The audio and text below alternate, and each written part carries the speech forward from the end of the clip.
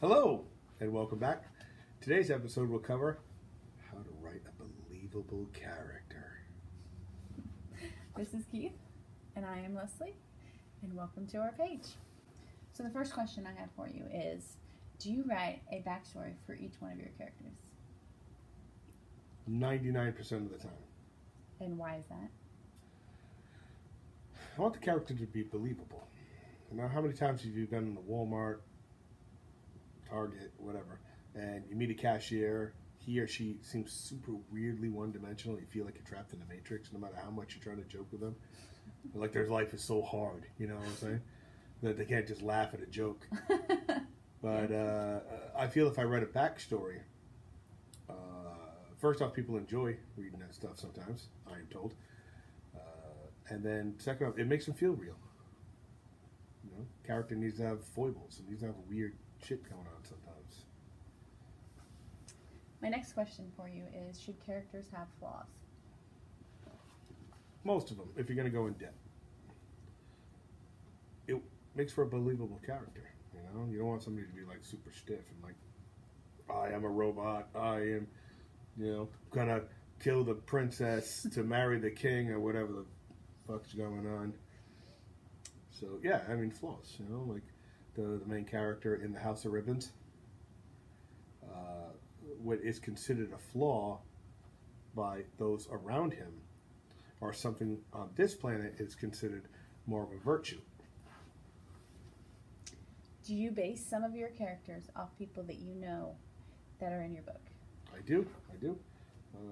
Sophia is a longtime friend. She's a character in the House of Ribbons. And I know a girl named Sherry. We've known each other about 30 years.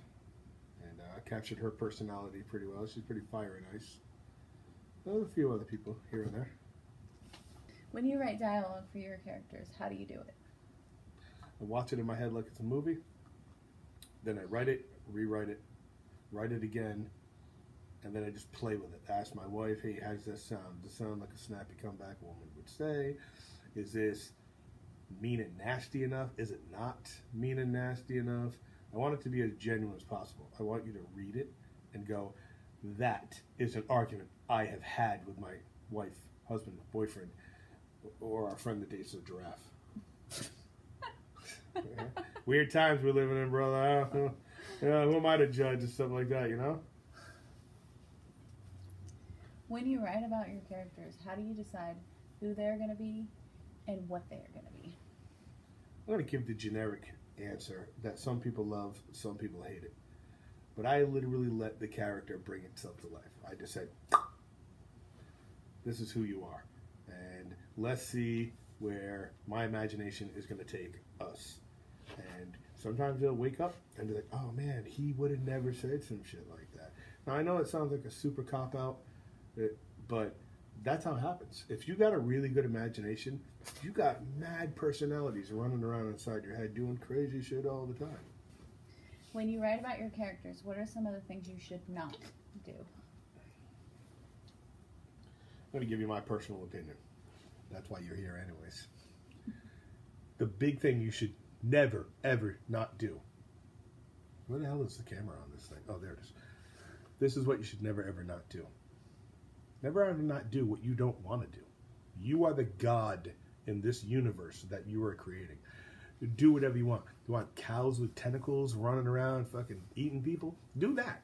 Nothing is too crazy. Nothing should be off limits. No topics, no words, no nothing. Let it be subjective. Put your work out there and be judged. Just have a thick skin about it. Just make sure it goes along with your book. Oh yeah, obviously it's going to go along with the book. Hey, I'm going to write a story about UFOs, and suddenly, you know, Rainbow Bright's going to come in and be like, don't do that, I've got fucking sprinkles everywhere. Well, you just told them to do everything, right? Yeah, they can do anything. Clearly you got to be linear about your book. Just... Mikey walks into the restaurant. At the end, Mikey's now King Arthur because he fell backwards in time because, you know, he had a magical bath or something. I'm just pointing it out. Sure. That is all I have for you today. If you like our content, go ahead and hit the subscribe button down below. And if you want to go ahead and follow us on Facebook, Twitter, Instagram, and Tumblr, Go ahead and follow us there. We will see you around. And if you want to see more content, go ahead and hit us up on our Patreon page because we do have a lot of more good information. Should I tell them about the contest? Everybody wants to know about the contest. Well, thank you very much, everybody out there. I'm going to give away 25 spots to be in the book. To be in book 3, 4, and 5. There'll be different contests, but I'm going to give away 25 spots where you will get to decide the character's name. Now, don't make it Wiggles McBooby Puffs or something like that. Nothing crazy. I can't use that shit, okay? But what a way to show your mom, your dad, your husband, your girlfriend, your giraffe, I don't know. Like, hey, look, I'm in this book. Here's my name, Sarah Silverman. So, contests about that, information about that contest will be coming very soon. But if you are one of the 25 winners, you're actually going to have a chance to either FaceTime me, talk with me on the phone, and you're going to tell me, hey, man, this is what I want the name to be. Okay, what do you want the character to look like this night?